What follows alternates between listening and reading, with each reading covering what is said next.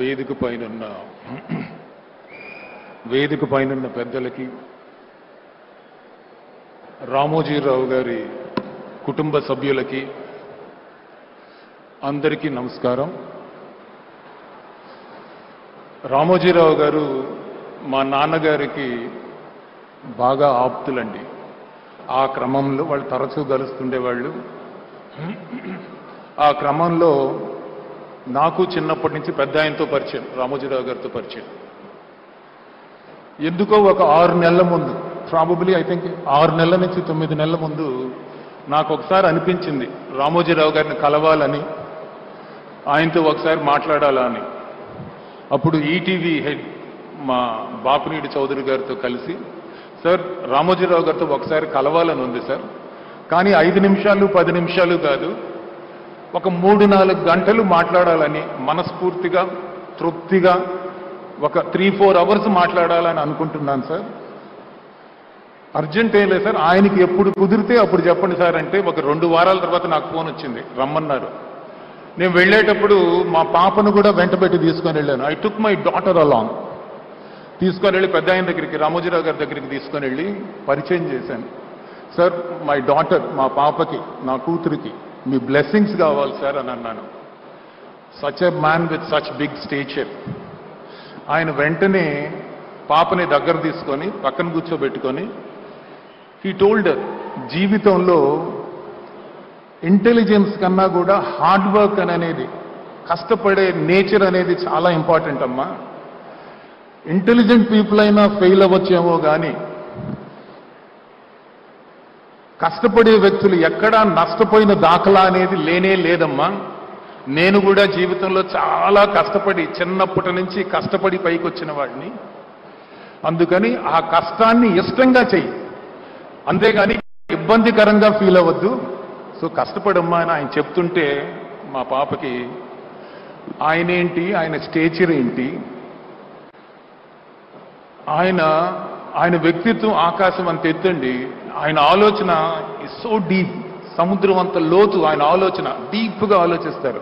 అలాంటిది అంత సింపుల్గా మా పాపను కూర్చోబెట్టుకు చెప్తుంటే ఒళ్ళు జలదరిచ్చింది. అంటే 2 చేతులు ఎత్తి దండం పెట్టాలనిపించింది.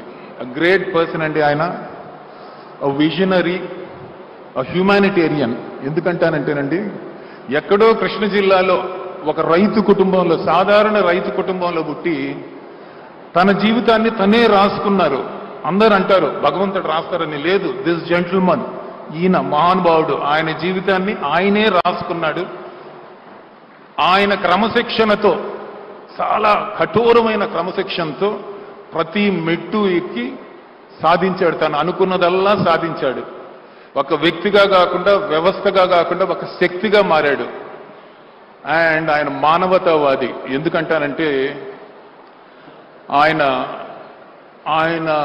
కింద, ఆయన ఆర్గనైజేషన్లో, ఆయన నీడలో, ఆయన అండతో మోర్ దెన్ ప్రత్యక్షంగా కానీ పరోక్షంగా కానీ 40,000 కుటుంబాలు బతుకుతున్నాయండి.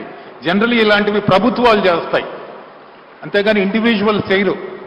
అలాంటిది రామోజీరావు గారు ఒక నెల కాదండి, ఒక సంవత్సరం కాదండి, డెకేడ్స్ టుగెదర్ ఇన్ని కుటుంబాలని ఉపాధి కల్పించి నెల నెల వాళ్ళని చూసుకుంటూ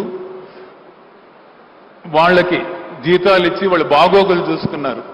అంటే ఇంతకంటే మానవ సేవ ఏది ఉండదండి. That's why I call him, he's a humanitarian.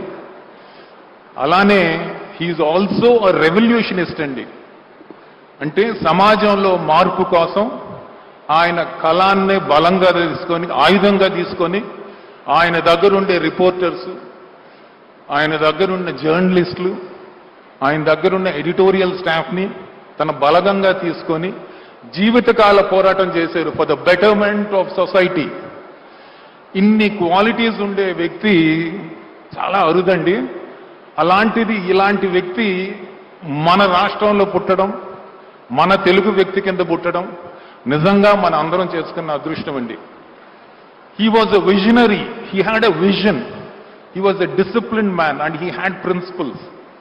His vision is still relevant. అంటే మన రాష్ట్రానికి, మన తెలుగు జాతికి, మన ప్రజలకి ఆయన విజన్ కానీ, ఆయన ప్రిన్సిపల్స్ కానీ చాలా అవసరం అండి.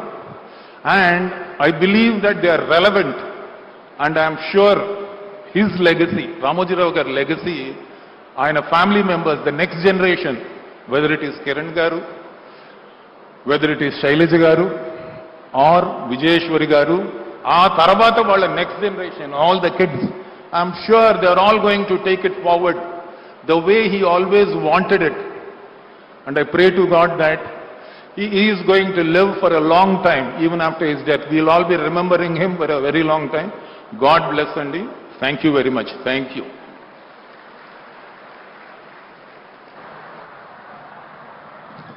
Thank you very much, Shyam Prasad Reddy garu.